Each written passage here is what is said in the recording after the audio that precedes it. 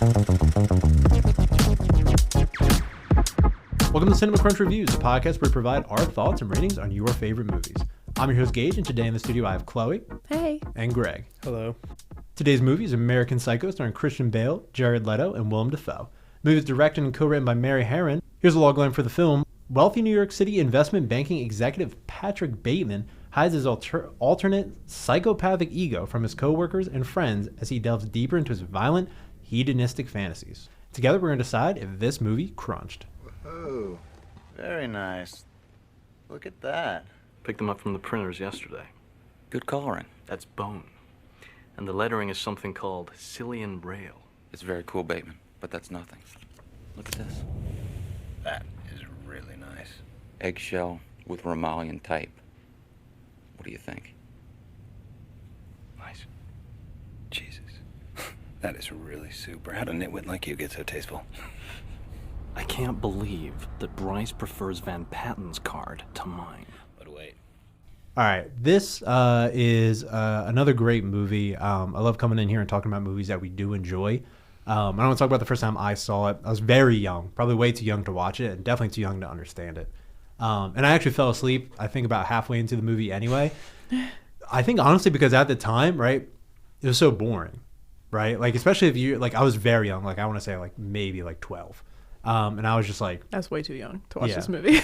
And I was just like, okay, like, this is cool, whatever. The one thing I think I do remember waking up and seeing was the insert cat into the ATM scene. And I was like, what happened? I was like, an hour ago, everyone was just like, you know, talking and doing whatever, returning videotapes. And now all of a sudden, like, he's putting a cat into an ATM. So, like, that was my first experience with it. Not even really knowing, like, oh, this is, like, a cool movie. Like, I think it just popped up on Netflix, and I was like, yeah, I'll start to watch it.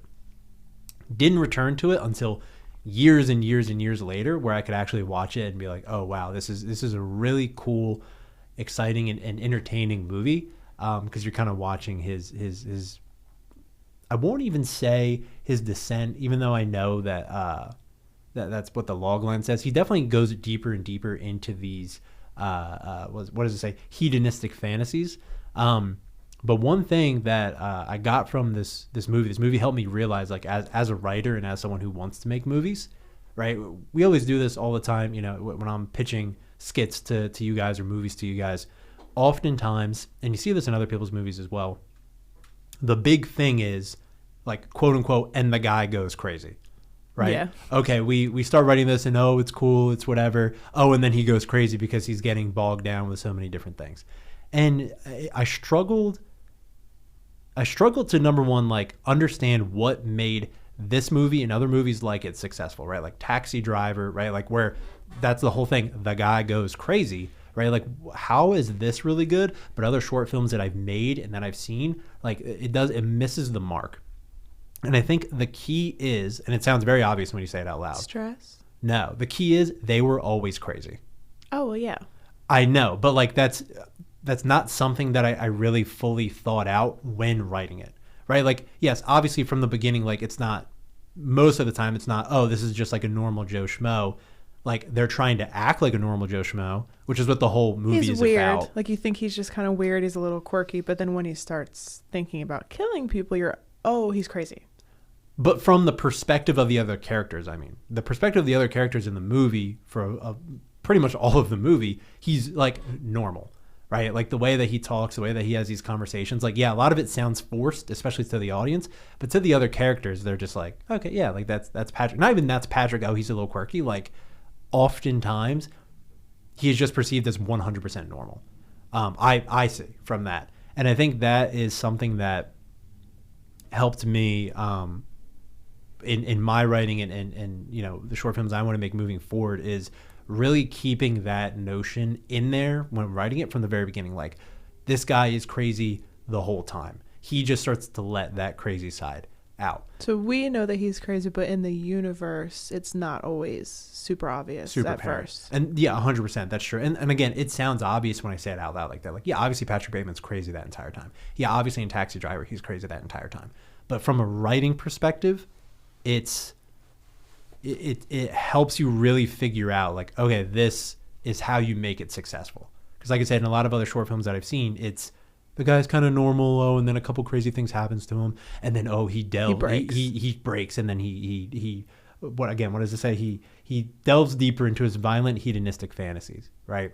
I think now thinking about it, now understanding American Psycho a little bit better again from a writing perspective, it's helped me figure that out. And I'm really excited to continue making things and continue watching things with now knowing and like fully realizing that. Does that make sense? Yeah. Yeah. I mean, that's a good thing to get from watching a movie is how to do your thing better. For sure. And that's, that's what I specifically take from it. Yeah. I know not everyone else will necessarily have that view on it, but I definitely want to make sure I said that because this was the movie, right? I love Taxi Driver, another similar movie to it, not really in theme, but in like, I guess the violent themes, I guess you could say, and Joker and King of Comedy and like all those kind of movies all kind of fit into the same category, I think. And again, like in all those movies, in all those stories, that character has been crazy from the beginning. They just start showing that side more. Right. Which I just think is really interesting. It's an interesting way to think about writing it. Mm-hmm. But to the movie itself, it is a really fun movie. And, it's one of those ones, just like Joker, just like Taxi Driver, that I think is misunderstood, right? For sure. It's very misunderstood. Yeah. Bateman as a character is also extremely misunderstood. Yes. The literally me, which is funny that we say this, but the literally me epidemic that kind of came from all of these, where people were seeing that, like kind of like The Driver as well in Driver or in Drive rather, like all these guys seeing this and being like, oh, this is like this is what I want to be, right? Is like the complete wrong take to take from it, and that's not even a crazy take. Like most people will say that about this movie. It's especially Bateman because, like, Patrick Bateman is a fucking loser, right? Yeah. Like When you think about it. if you think about it, like, does he have a very good job? Yes. Does he make a ton of money? Yes. You take that aspect out of it. He's obsessive. He is a fucking like. Yeah. That's like the whole character of Patrick Bateman is that he's a fucking loser. Yeah. Right? Yeah. Like, it's that he cares about, like, oh, my suits have to fit in exactly specific way. Like, And they have to be better than yours. they have to be better than yours. Like, my skincare routine has to be better than yours. My Yeah. workout has to be better You than can yours. always be skinnier. Like, Yeah. normal people are just like, yeah, that's cool, dude. Like, I don't, like, give a fuck. My Like, priorities lay elsewhere. elsewhere, right? Yeah. And I don't even know if it's that other people that their priorities, right? A lot of people are like that, and a lot of people will still think like that, right? Like you still might want to be the best, but you don't, or you still even might just want to appear like good, right? Like everyone has a certain degree of vanity. I think it's his vanity is amplified and really driven by his the way he sees other people not as people. Does that make sense? Yes. Like, yeah. and I think we're all still saying the same thing here, but it's not that necessarily like, where am I going? It's not that necessarily his suit has to be the absolute best and other people don't think that way. It's that it absolutely needs to be, or he's going to kill himself, right? Or he's going to have a mental breakdown because, right, it's one of the best scenes in the movie, and they talked about it as well in the behind the scenes, that the book, it was also a really big scene with the business card, right? Yeah. You do it really good. Him locking in and then zooming his face when he realizes it's so good. What does he say? It's like, so I good. can't believe they prefer I can't Patton's believe card they to mine. prefer Paul Allen's card That's Paul's, to yeah. mine. And it's just like, and that's the thing. He is having a absolute mental Drops his breakdown. glasses. Yeah, like Yeah. ruins his whole. He's Well, it's from that exact sweating. moment he's like, I'm gonna kill Paul Allen. Yeah. It's fucking, Exactly. like, dude, Yeah. like you were a complete dork. And Like, that's Can't take it. because he went with bone white. yeah. It's I also bone like- white with raised lettering. I also really like Jared Leto's little dance he does in that scene after when they're talking about playing squash, and he's like, can't do, and he does like a little reverse jog, but he does he does a little thing with his arms. It's just very funny because he's kind of almost not the opposite of Patrick. Is obviously he's still very vain, right? For sure. But maybe it's because he doesn't let when people are better than him affect him in that way, that he kind of has a different attitude about it, or because again he has this abstract of idea of the best of best, right? He got a Friday night reservation at Dorsia. Dorsia, yeah. How a nitwin like you gets, or that's not even what they say about him, but like Yeah. I wonder if because he has just an abstract idea of being the best, that it doesn't affect him, or because he is this character and he doesn't let those other things affect him like Patrick does, and that's why like he can come off as cooler, and that's what actually helped him gain that additional reputation of being able to get Dorsey on a Friday night. I don't know. So, Greg, first impressions when you first watched this movie? It was, I don't want to say it's not what I expected it to be, but it was more unintentionally funny. Oh yeah. Than I thought it was going to be. It's like when you're watching The Sopranos, right? Mm-hmm. And it's like, does Tony like kick the shit out of people and extort them for money and like murder people? Absolutely. Like, cheat on his wife? Absolutely. But is he also like one of the funniest Hell TV yeah. characters of all time? Just like Yeah. completely unintentionally? Yeah. Like American Psycho was so, because it's just so It's like absurd. it's that's exactly like the Yeah. absurdity Yeah. of it is what makes it so real almost. Like I know it sounds like Yeah. an oxymoron, but it's like there are people legitimately who think that way. Yeah. Well, that's what the director said. We were doing the behind the scenes when we were watching that earlier. Yeah. She said she chose Christian Bale because when he was doing the read, he was like, "This is hilarious." Yeah. And everybody Yeah. else, she said that they were like trying to make him cool. And she's like, No, the whole He's point is not that he's not cool. cool. Exactly. Yeah. The whole point is that he is not cool. "I Like, love Christian Bale." is that he's He got not that. interesting.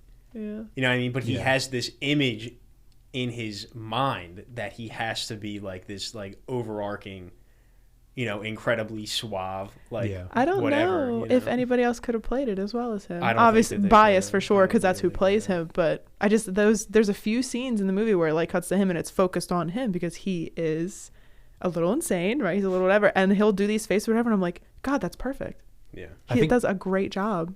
I think the only other people that could have done it well around that time, Joaquin Phoenix, who again plays Joker, plays a very similar character. Yeah, I think Joaquin Phoenix could at have that done a time good job. could have done it and done a really good job. But I think Christian Bale just was in that role, and He's just again such he got it from and the he's beginning. such a clean look. Like half of this guy's thing is Yeah. like how he is and how this Yeah. he's got a very clean look. Joaquin, I don't think could have. I don't Not think that he he couldn't would have pulled it, because him and Gladiator, he's very Yeah, put but together it's like as well. Yeah. Christian Bale has like that. This is gonna sound so Cute weird, but like boy he has look. like that angular Yeah. face. You know what I Yeah. mean? Yeah. Like especially like when they show the scenes of him like working out, and it's like I Yeah. can do 1,000 crunches now. Yeah. Like, it's- I'm up to 1,000. like Yeah. Joaquin Phoenix in Gladiator was in good shape, but like Christian Bale was so like He's unbelievably like Ripped. his Like, body was legitimately perfect Yeah. when they filmed that, Yeah. clip that. which just like makes him the character better like Yeah. over, because like you couldn't have somebody who doesn't look like that Because do a scene like that and make it believable. my other pick that I think also could have done it from an acting standpoint probably would have been Philip Seymour Hoffman. If you remember him, he's in Boogie Nights. He's the remember guy that Philip plays Seymour. the guy with the light Yeah. or the sound. He I'm trying to remind Chloe who Philip Seymour Hoffman is. I was trying to think of another role that he That did. sounds like an old person. He's not old. He would have been right around the right age He at the could have time. pulled off being insane Yes, and he very has well. in Like, many he times. could have pulled off being insane. But again, to your point, it's the physicality of it, and that's where like in acting, that's that's a real big But part. Christian of it. Bale is also like a tall. He's what? Like I know he's over 6 feet. Yeah, I think tall, he's you know what I 6'1" or mean? 6'2". Yeah, Yeah, but it's like, like I and think Philip that- Seymour Hoffman isn't. Yeah, Even though I think he feel was one of the best like actors. the Bateman character, I feel like Has to be that. I don't wanna Cute say, boy is a big part of it. like Yeah. I don't want to say like is imposing, Yeah, but he is very handsome. Which Bateman's character, like Christian Bale as a man, is very handsome. Like Yeah. his character in the movie is very handsome, and that's why he gets away. I'll say with a lot of stuff. like when Yes. when you get into the bulk of the film, and he's like literally like killing people and like killing women, like hiring prostitutes, even though he like beats them. Like they still Yeah. come back to his house because it's like you are rich and you are very good looking. You Yeah. know what I mean? So it's Yeah. like that escapism fantasy almost, and that's why it's like when with his secretary. You know what I mean? Like, Yeah. when Yeah. he goes out with the secretary. Don't wear skirts anymore, or what did he say? Don't wear pants. He said something. Don't about wear that outfit He again. said- That's he what said, it is. Thank you. Never wear that outfit again. Yeah. And that's Whoa. for me, I think my first watch of it was passive because I remember you putting it on and I was like, I've heard of this movie, whatever. I hated it. Like watching it the first Yeah. time, I was like, this dick, this every man. Like it's literally, it was very like, I don't want to watch this. Yeah. But then when I like keyed into it and was watching probably like the second or third time, I'm like, oh, that's the point. I was Yeah. like, he's a dick. That's like I Yeah. feel like if you go in trying to watch it, Bateman's whole character is that you're not supposed to relate to him. Yes.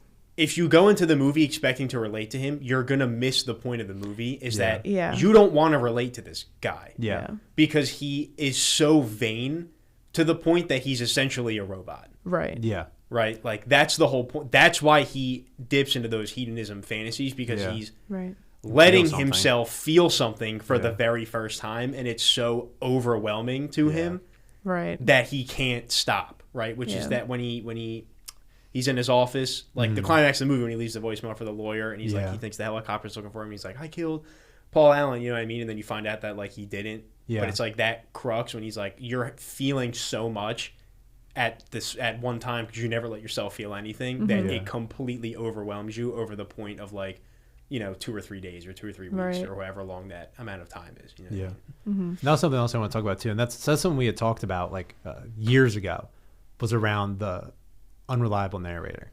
Yeah. And whether or not that those things actually did happen, or like what your thoughts were. And I think you had a very clear side in the past. I wonder if you're still retaining that or not, if you think it's an unreliable narrator. He is an unreliable narrator. Okay. Well, they say that they prove it at the end of the movie, is that like I think it's like it's like the first shot, it's like of his face or whatever. It's like I mean it's Patrick Bateman, blah blah blah. Like, Yeah. And then the last shot, he goes through that monologue again. Yeah.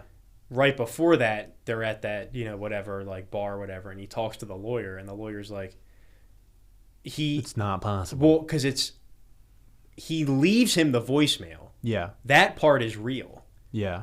But he didn't actually do it because Yeah. the lawyer sees Paul Allen in London Yeah. and eats with him, and he's alive, Yeah. right? So, like, that's why Bateman doesn't understand that it's a joke, but it is because the lawyer's like, hey, you left me that voicemail. It was funny. You know what I Yeah. mean? He's like, no, I actually did it. And he's like, okay, now you're pissing me off because, like, you're annoying me because you didn't. Like, I know that he's alive, And I Well- agree, but one thing, and I wonder if you were going to touch on this too, not to cut you off, but it's very in theme with the movie. The whole movie, there's a big theme of people, especially Patrick, being mistaken for other people. So, like, not that it's necessarily but the argument can be made that it's not an unreliable narrator because, this lawyer could have mistaken Paul, because the whole movie, because they're all the same guy, and that's again shown in the business card scene, where everybody looks the exact same. They're all wearing the same suit. They all have the same Just a glasses. dick They all have the same measuring contest. haircut. Like, everyone's mistaking people for everyone else. Now, to be fair, Paul is never really mistaken for anyone else, except one person does think that Patrick is Paul Bateman or Paul Allen. So I don't know. An argument can be made. I don't know if I would necessarily agree with it or believe in it, that it's not an unreliable narrator, that Patrick is going crazy and is doing a lot of these things, but at least within the universe of the movie, right? Because it becomes very unbelievable when he's inserting cats into ATMs and then blowing up cars with one bullet shot to there, and then also like walking into a hotel lobby and then shooting a guy in the head and walking right back out. Like, there's a lot of insane stuff going on. So it's very not easy, but it's very. I feel like the movie encourages you to believe that this is insane and all going on within his head. But I've seen the argument been made, and like I can kind of understand where you think, no, maybe it was real, and maybe these people, because they're all part of this same. I almost said cyclical. I don't know if that's the right word, but they're all part of the same machine of people mistaking other people because everyone looks the same and everyone's doing whatever. That maybe he did actually do it, and the guy's just mistaken. But I don't know. I thought it was interesting to think about. I do think it's an unreliable. Or I think that it's. Greg said, "I think hear it's- your it's point, but." unreliable. And I think I do agree with you at the end of the day because of how Now, much I think insane stuff to happened. agree with you, there are points that did happen. For sure. Right, like when he kills, like the first person he kills in the movie is the homeless guy. Right, correct me if I'm wrong. I think so. Yes, because he kills the dog and then he stabs Yeah, the homeless like- guy. It's the more absurd things I think that didn't happen. Right. You know what I mean? But it's like, Yeah. like he did not kill Paul Allen, in my opinion. Like he didn't do it. You know what I Yeah. mean? But it's like, does the Bateman character like kill other people? Like, yeah, I could see that happening Maybe. and getting away with it. You know what I mean? Well, Or maybe he imagined it all. So when you were talking about it earlier about how like, oh, when is his break? Like, how do we know that he's been crazy the whole time or whatever? I think in the vein of it being in his universe, where it's like, okay, like he's acting weird, but the people like don't really treat him like he's weird. I think it's interesting to think that we're not seeing how they're reacting in real life. we're seeing how he's perceiving everyone. So like when he does his Right. third, I need to return some videotapes, he thinks that's landed, that's perfect, so that's how we see it. But Okay. maybe in real life when he's, I have to return some videotapes, the girl's like, okay, you know what I mean? So I think doesn't someone say though, like, what videotapes? I think she says that in that scene. It's when he, I think it's when he breaks up with Reese. Yeah. Witherspoon in the restaurant. Yeah. And like that's his excuse for like leaving. And she's like, what are you talking about? She's like, what videotapes? Yeah. It's just I think it could be interesting to think of, because then in that same form of this is the universe that he's in, but it's also his view of it. Yeah. It could be in the way he's viewing everything. He's killing these people. Yeah. He's doing all these things, and that's what's happening because Yeah. that's how he's seeing the world. Right. So objectively, if we were able to take the camera out of his head and onto real people, Yeah. it could be a totally different movie. Yeah, and I think that's where the unreliable narrative comes in. Like that's what Right. it like to your point, right? It's almost like we're seeing, like you said, the camera inside of his head that's inside of the movie. Mm-hmm. But if you were to get rid of the camera inside of his head, like you're saying, and you're just looking at the movie and what's happening, yeah, he's like, who knows who he's hacking up in his Well, apartment. Because he's or- thinking, what if I just shot you? But and then so he's doing it, but Yeah. if that camera is not there, or if it's just that's what we're supposed to see is what he's thinking, so it's happening but it's not actually happening. And it's Yeah. also like to that point, like when he tells the girl, he's like, don't ever wear that again. Like in real life, somebody would be like, what the fuck, man? You know what I Yeah. mean? But like, Yeah. he cares so much about what he looks like Yeah. and what the people around him look Yeah. like Yes. that in his, like, he doesn't think he's doing anything wrong Mhm. by telling somebody that. You know what I Right. mean? So like, I could see that being like, we're not omniscient as the viewer. Right. Mm-hmm. We only see the world through him because he's the character. Like Right. he's Which the lens makes at which sense. we view his world, and he views his world in a crazy way, so we view his world in a crazy way. Yeah. Right. That makes sense. Yeah, so I always thought that was just an interesting point. And I think, that scene where he's confronting the lawyer and he's like, it's not possible. He's like, why isn't it possible, you stupid bastard? Like it's such a good scene. And like that's what we were talking about earlier. It's comedy. Like and the whole thing's a satire, which is a form of comedy, right? So like the whole thing is funny but also scary at the same time, where it's just like, the people What that is going on? Yeah. So I really enjoyed it. Well- It's a one that I like to come back to every couple of years. I don't know if I get necessarily new things out of it as much as I would like other films where like I'm observing it from the point of other characters and things like that. I think it's more or less has the same message every way through, and it's almost like a calibration. It's almost like if you get a big head, like watch this movie so you can kind of, if you understand it the right way, like, or the way it's intended, I guess, maybe not the right way, you can kind of recalibrate yourself and be like, all right, let me not be so vain, so self-obsessed, things like that. Yeah. Well, full disclosure, I've never actually seen it all the way through. I know it's played a few times, but I'm usually checked out halfway after he kills like the second person. I'm like, he's going crazy. Like when you said about the cat in the ATM machine, I was like, oh, when did that happen? Yeah, that happens. I don't think I've watched it fully. But then you also reminded me that the director was a woman, which I think I remember TikTok telling me a few months ago. And I'd be like, oh, like no way. So I do owe it a rewatch of like sitting down, rewatching it, whatever. But I wanted to get my first impressions of the movie out because it's like that is what it is. And when we were doing the behind the scenes, when they were interviewing people, they were like, I don't get it. Like, it's dumb. Like, that's how I was feeling, like, the very first time I watched it. So, going back into it and I think it would also be interesting then to watch the second one, which I don't believe is directed by... Did not know there was a second one. There's a sequel. I also did not know. But it's a woman. Oh? It's, Is it also based on a it's book? Mila Kunis. Is it really? It's Mila Kunis. When I don't did think they it's based on a When book. did they make this? A couple years later. I had no Is it idea based this on existed. another book, or It's is it not. just... It's not very good. I will say it was not received very well, and not in a controversial way of like how we're talking about the movie right now. It was just like, oh, this is kind of like a bad movie. So I would also like to watch it and form my own opinion about it. So maybe we can all do that sometime soon. But yeah, there is a sequel. I think it's really not a sequel. It's more of a retelling, but it's a woman instead of it being a guy. Right. So I don't know, but I think it will be interesting. But I also think that one was directed by not the same woman, not by Mary Herron. It was directed by, I think, a man, which is ironic. So I would like to go through and watch it. Oh, the little dance he does. I remember that part. Oh, when he listens to Huey Lewis in Yeah. the news, that's a great scene. All of the That's a great killing scene. scenes, like I mean, every And he scene. leans on the stereo and he's like, yeah.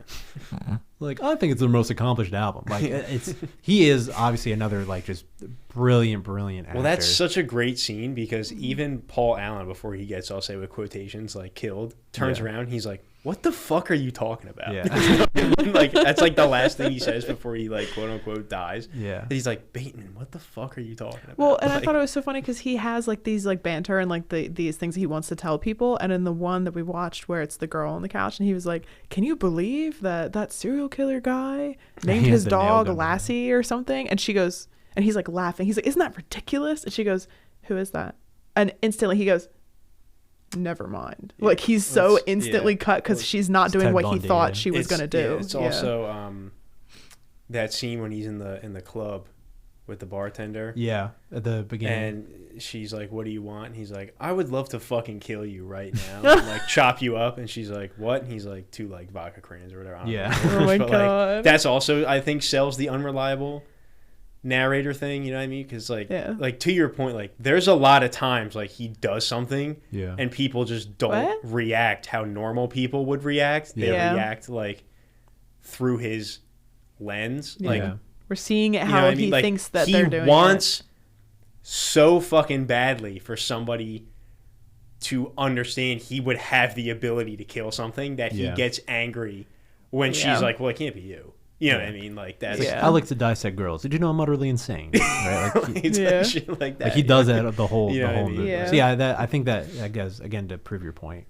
or give more evidence to your point of like everything is unreliable. Like nothing in this is because he's just silly goofy. He is just a silly goofy guy. It's like his feelings are like a meta commentary for like himself. Yeah. Mm-hmm. You know what I mean? Is that it's like he's unreliable because like what's real and what's not. Like he has this image of him that he does publicly so much to the point where that is him. So it's like, what is he actually like? We don't know. Nobody will ever know because like he became like, I have to have a good looking business card. I have to get a restaurant at a better time, or I have to get a reservation at a better restaurant at a better time than you do. Like, I wonder, he says that right during the opening monologue where he's talking about like, although I have flesh and skin and hair, there is no other evidence that I'm human. Yeah, there's no other emotion besides disgust and like rage or something like that. Greed and disgust. Yeah. So it's like, I mean, like there is no other real version like that is him, and I think that all kind of loops into like the theme. And I think instead of a sequel, it would have been cool to see him younger.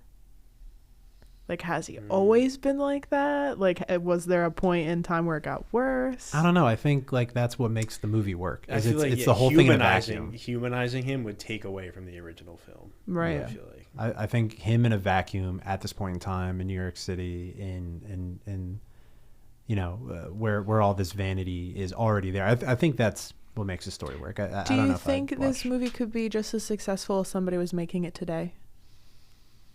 Like in this time frame? I think it could be more. It could arguably be more successful you if think? somebody made it today. I think so. I mean, like I said earlier, like Joker, which is not the exact same thing, obviously, right? But like it's a lot of very similar themes. And there's a lot of unreliable narrator in that. I don't know if you guys have fully seen the new Joker. Not Joker 2, but the first Joker. Like there's a lot of unreliable narrator scenes where he goes in and he has this whole relationship with his neighbor, like through a third of the movie. And then at the end, like, He never had a relationship with her. He imagined her being there the whole time. Oh, damn. When he was doing stuff. So there's a lot of similarities. And that movie also won an Oscar. Like Joaquin Phoenix won an Oscar for that. So like, I definitely think it could be, like you said, even more successful today because I think more people would understand it right out the gate. But then there would also be just as many people like not understanding it right out the gate. Like same thing with Drive and all those other movies. I think it's just the feel of it being a little bit older gives it half that charm. Like I think if somebody was making because it's in the 2000s about the 80s, so if we made it today about the 2000s, like that could be that would be interesting. I think that's what the second one is. The message. I think you could make it now about now because it's the message. It's not about the setting. It's about the message, right? Especially because like social media and shit, like you have people. There'd probably be a whole avenue. Like, you have a whole face for one thing, and that's not what you're actually like. But then you get lost in the image. Yeah. Right.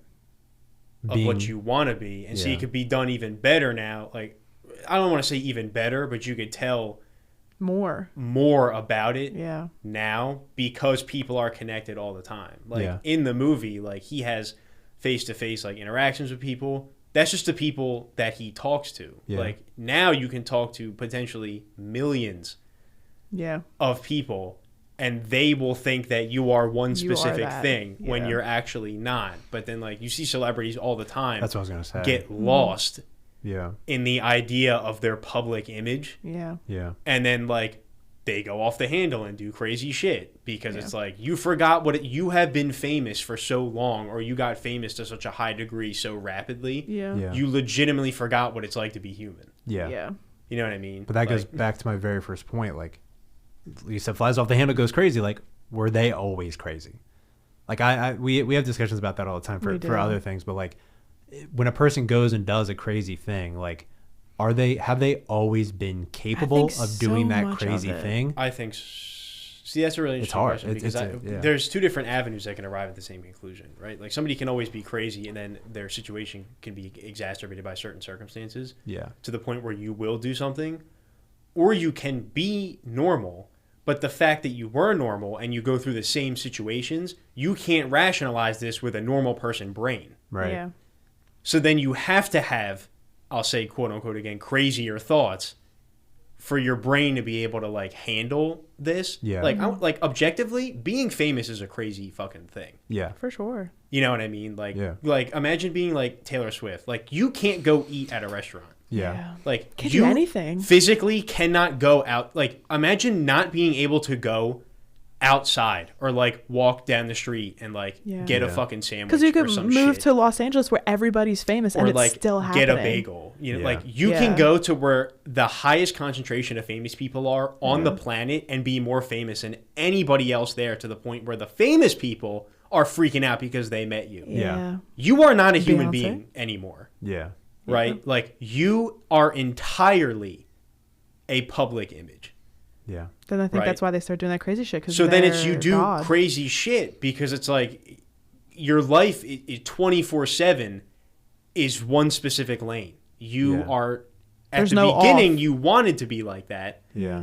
because you're like, oh, I can be, you know, performer, actor, artist, whatever here, and then be this guy over here. But then like you reach such a point where it's like you have to be that all the time. Like Yeah. when you have a team to start like managing you and like a publicist and like managing Yeah. your appearances, that's like not being human to me anymore. Because you Those don't have people rely on you. It's not that you can't make your own decisions. You just don't. Yeah.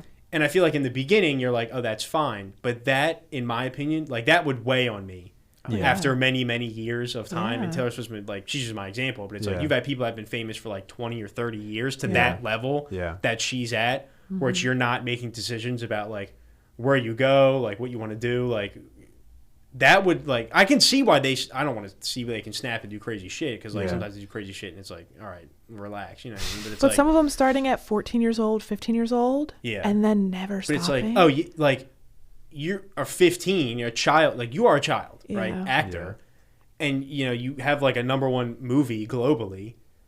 That is the rest of your life, you know what I mean? Yeah. Like, and if, of course, like in the beginning, like that's every That's kid's awesome. dream, that's everybody's dream, Yeah. right? Is that it's like I have a fuck ton of money, like I don't ever have to Until you can't leave the house. do like I don't have to live a normal life, like I Yeah. can just do what I want, you know what I Right. mean? And it's like Daniel Radcliffe of all people talked about this, which I thought was really interesting, is that he's like he made so much money from doing Harry Potter that he's like I don't have to act for a living. Yeah. Like I can just Isn't that like crazy I to can think just see about? movies that I like Yeah. and do like have fun doing what I'm doing because Yeah. money is no fucking object. Yeah. And it never will be. And I feel like that's such a good approach. First, people are always trying to be like more, and then you forget what it's like to be a normal fucking person. yeah. Yeah. So that's interesting that you say that because my point that I was thinking of while I was also listening to you was going to be around like I think, you know, in order to become famous, in most cases you have to already be crazy. You have to already be so vain in thinking that you are the best, there's no one better than you, and you are going to do every single thing possible to make things happen for yourself, right? And I think like this is a very specific example of like you think of Kanye, right? I watched the Kanye documentary Genius on Netflix like a couple years ago, and it's very inspiring in a way, because it literally shows how he came from nothing to becoming, again, one of the most famous people in the world, who you definitely can't go anywhere without anybody at least knowing of you or like being able to recognize you. He always believed in himself. And he believed in himself literally so much. And like, I talked to someone at work about this the other day, about how like he knew what he was going to be before the rest of the world knew what he was going to be. Yeah. And not that everyone is to that extent. Right. I honestly think a lot of famous people will like keep that thought buried down more because they have to appear more grounded and they have to appear more human. But I'm agreeing with you that like, yeah, like that is crazy to be that famous, and like you have to, it can drive you to do crazy things. But I think in a lot of cases, those people were already crazy, again, kind of like linking the whole thing together, before they even became famous, because you have to be that vain. At least you have to be that crazy. Yes, at least a little, to become that person, to be an actor, to be an artist, to be something.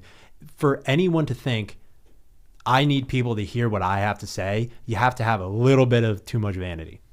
You know what I mean? That's a fair point. I mean, yeah, but there's people who have stumbled like backwards.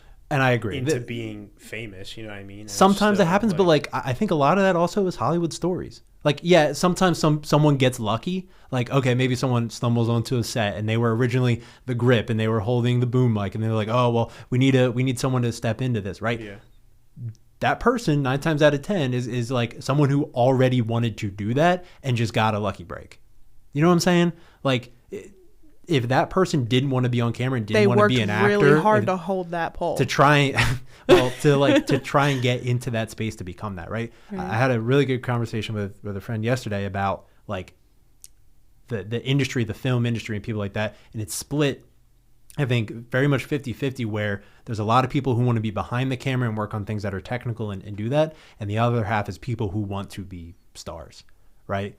And I think that it's very hard for someone to stumble ass backwards into it without wanting it at least a little bit. And again, them wanting it a little bit makes you a little crazy, because we know now, right? Like, we've had these huge pop stars for 60 years, 80 years at this point. Like, we know what being famous means. We even know what being famous in today's day and age means, right? With social media and everything like that, and being on camera 24/7 and not being able to go to a restaurant. And people still want to be that. Yeah. People still want to live that life. They might regret it by the time they get there. Yeah. But they're not blind anymore. They know what it is. They are inherently crazy, at least a little bit, for wanting that. Right. And then maybe it just continues to break them down once they actually get there, and they're like, you can't say, oh, this isn't what I thought it was going to be, because it is. Like, you have to know that. Well, especially now. Especially now. Yeah. Like you know what being a superstar is. Yeah. You know what being even a little bit, you know what even being a regular person is. Because if you go to a deli and start spouting crazy things, and 10 people are pulling their phone out to record you, now you're fired from your job or whatever happens, right? Like, that's just the day and age. So even wanting to be famous, like, you're crazy. You're a little bit of crazy. And then just however much you act on that is how crazy you are. That's fair. But that's fair. I think that all loops, maybe not very well, but it loops kind of well into what I started talking about. Yeah, because Bateman as a character always wants more. You know what I mean? Can always he be always thinner. wants. Yeah, exactly. You can always be thinner. You can always have more money. You can always be better looking. You can always, you know what I mean? So it's like you want that more, to the point where you forget. Your whole life becomes chasing and never like living in the moment. I mean? Yeah, like, I agree with that 100%.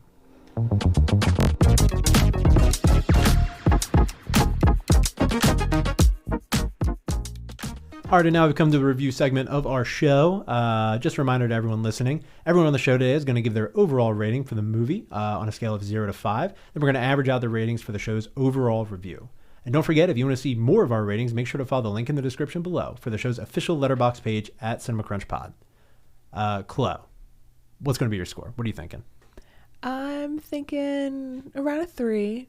I thought it was an interesting movie, definitely funny. I could definitely have it on in the background and not be super sucked into it, though. Interesting. I need another watch. I will have to watch it again thoroughly, like wanting to dive into it, but it's not one of my favorites. So I'll give it a 3. Awesome. Greg? I'm going to give it a 4 just because I think that the message is really good. Mhm. But like I'm not gonna say that the way they go about it is strange, because that's the whole point of the movie. Like the movie's very meta if you think about it. Like Mhm. the whole point of the movie is that they go around delivering that message in that specific way. But I have only seen it one time, to Chloe's point. Like, so I don't want to give it a 5 for a movie I've only seen one time. Like I Right. do want to go back, because like especially with a movie like that, I feel like you can go back and catch a lot of like nuances or like little things that like you never saw before, like how he reacts with other characters or like For the world sure. around him. So like I'm gonna 100%. give it a 4. So but Great. I want to watch it again. Nice. Well, I have seen it many, many times. So I'm going to give it a 4.5. It is something, I kind of disagree with you, Chloe, a little bit there, where like, I can't really have this one on in the background. Like I'm putting it on because I want to watch it, and I want to kind of experience it, even though it is a little It's just a crazy. little silly to me. So it's like I'm It is not. still silly. That's kind of the yeah. point of it. But I'm going to give it a 4.5. Definitely a great film. I think it's up there. I think cult classic perfectly kind of defines that movie. It's if you like it, you like it. So that's going to give us an overall rating of 3.8. So we're going to bump that up to a 4.0 coming from the Cinema Crunch Pod. That's a crunch. I would definitely say this movie has crunched, right? It's got some 4.0. crunch. I think even, with our reservations against it, I think we still liked and enjoyed the movie, right? For sure. So thanks everyone for being on the show today. And thanks to the listener for listening to Cinema Crunch Reviews. Don't forget to follow us on social media by searching @Cinema Crunch Pod or find the link in the description below. We'll see you next time on Cinema Crunch Reviews.